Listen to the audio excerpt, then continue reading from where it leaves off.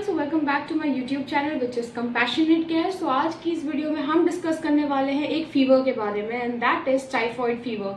आज हम इस वीडियो में कवर करने वाले हैं कुछ इंपॉर्टेंट टॉपिक्स। तो आइए वीडियो को स्टार्ट करते हैं। तो पहले देख लेते हैं कि टाइफॉइड फीवर होता क्या है, इसकी डेफिनेशन क्या कह रही है। Typhoid fever is an acute bacterial infection है, ठीक है। और ये किसकी वजह से होता है? ये एक वायरस की वजह से होता है, दैट इज सैल्मोनेला टाइफी, ठीक है। ये एक वायरस है जो कि आपके इंटेस्टाइन में डायरेक्टली अफेक्ट करता है, विद स्मॉल इंटेस्टाइन में, ठीक है। तो ये जो है एक अक्यूट इन्फेक्शन है आप जो ह्यूमन में प्रेजेंट हो सकता है किसी भी कंडीशन में जाकर के। देखो बेसिकली क्या होता है, डेफिनेशन क्या कह रही है, पहले हम वो देख लेते हैं। Typhoid fever is an acute bacterial infection caused by bacteria Salmonella typhi. Typhoid fever is prevent in area with poor sanitation, जहाँ पे पुअर सैनिटेशन होती है, ठीक है। पहली बात तो ये, जहाँ पे आप जैसे कि देख लो, अगर आप बाहर कहीं जाते हो तो आप कंटामिनेटेड वाटर होता है, गंदा पानी, ठीक है। तो इन सब चीजों में ये सैल्मोनेला टाइफी जो बैक्टीरिया है ये प्रेजेंट होता है, ठीक है। अगर हम उसको कंज्यूम करते हैं अपनी बॉडी में तो ये स्ट्रेट अवे हमारे कहाँ पे जाता है, गट्स में, मीन्स आपके स्मॉल इंटेस्टाइन में, और वहां जाकर के ये एक इन्फेक्शन को बनाना शुरू करता है, ठीक है। जब ये बनाना शुरू करता है तब आपकी बॉडी में मल्टीपल चेंजेस आपको दिखाई देने लग जाते हैं, ठीक है। तो बेसिकली टाइफॉइड फीवर क्या है? एक बैक्टीरियल इन्फेक्शन है जो कि सैल्मोनेला टाइफी वायरस की वजह से होता है।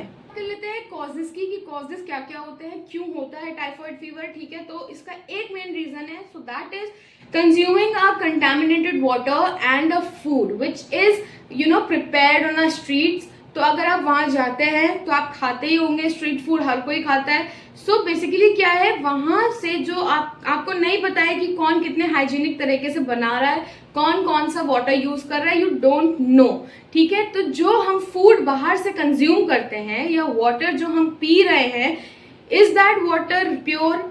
अगर वो पानी साफ है तब तो चलो कोई बात नहीं है। अगर वो गंदा पानी है और आप उसको कंज्यूम कर रहे हो, so that is very sure कि आपके अंदर वो वायरस पेनिट्रेट होना शुरू होगा, क्योंकि कंटामिनेटेड फूड में ये वायरस 110% पाया ही जाता है, ठीक है। तो ये एक मेन रीजन है, contaminated water and contaminated food which you eat from our streets, ठीक है। तो ये एक मेन रीजन मैंने आपको बता दिया है कि जो आपका ये टाइफॉइड फीवर है ये गंदा पानी या दूसरी जगहों से अनहाइजीनिक खाना खाने की वजह से भी आपकी बॉडी में ये जा सकता है। ओके, सो अब बात कर लेते हैं मोड ऑफ ट्रांसमिशन की, कि मोड ऑफ ट्रांसमिशन इसका क्या है, किस तरह से वायरस हमारी बॉडी में जाता है, ठीक है।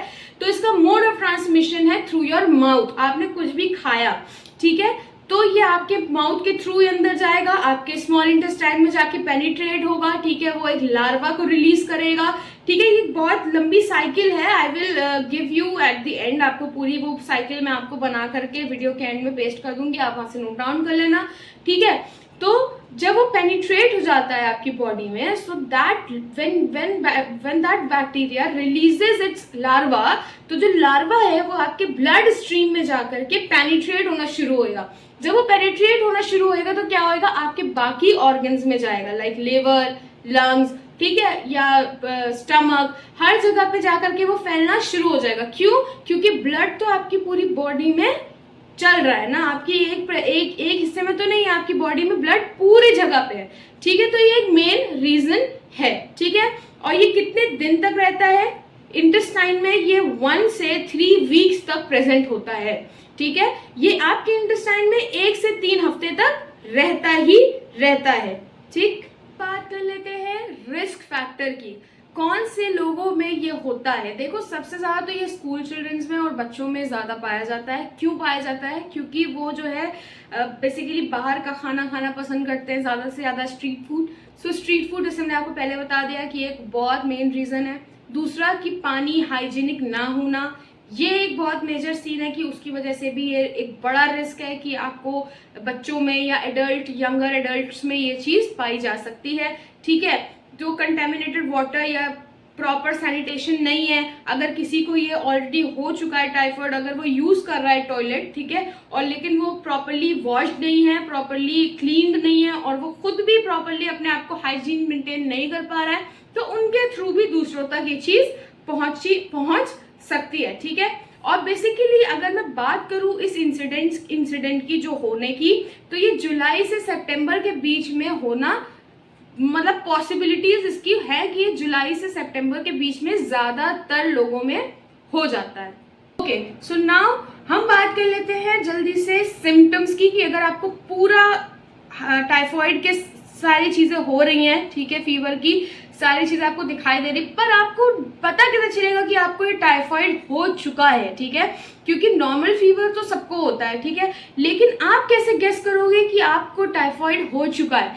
तो इसके सिम्टम्स कुछ ऐसे हैं, आपको डायरिया प्रेजेंट हो सकता है, ठीक है, उसके बाद आपको भूख नहीं लगेगी, means the loss of appetite, ठीक है, उसके बाद आपको हेडेक होना शुरू हो जाएगा, हेडेक के बाद आपको वीकनेस लगेगी बहुत ज्यादा और थकान महसूस होगी, मींस वीकनेस एंड टायर्डनेस आपको बहुत ज्यादा होगी, मसल्स में पेन होगा, ठीक है, और स्वेटिंग होगी, ड्राई कफ होगा, ठीक है, पेन इन एब्डोमेन होगा, पेट में दर्द, ठीक है, एब्डोमिनल स्वेलिंग भी कई बार देखने को मिलती है, ठीक है, क्योंकि वो एक एब्डोमिनल की दिक्कत है, ठीक है, स्मॉल इंटेस्टाइन में जाकर के पेनिट्रेट होता है, तो पेन होगा, साथ ही साथ वो एब्डोमिनल स्वेलिंग भी प्रेजेंट हो जाएगी आपके एब्डोमिनल रीजन में। उसके बाद स्किन रैश भी एक कॉमन साइन है कि अगर किसी को ये होगा तो शायद उसको हो सकता है कि बहुत सारे लोगों को स्किन रैशेस हो जाते हैं, रेड रेड रैश पड़ जाएगा, ठीक है, तो ये एक मेन कॉजेज है, ये आपका ये सिम्टम्स है।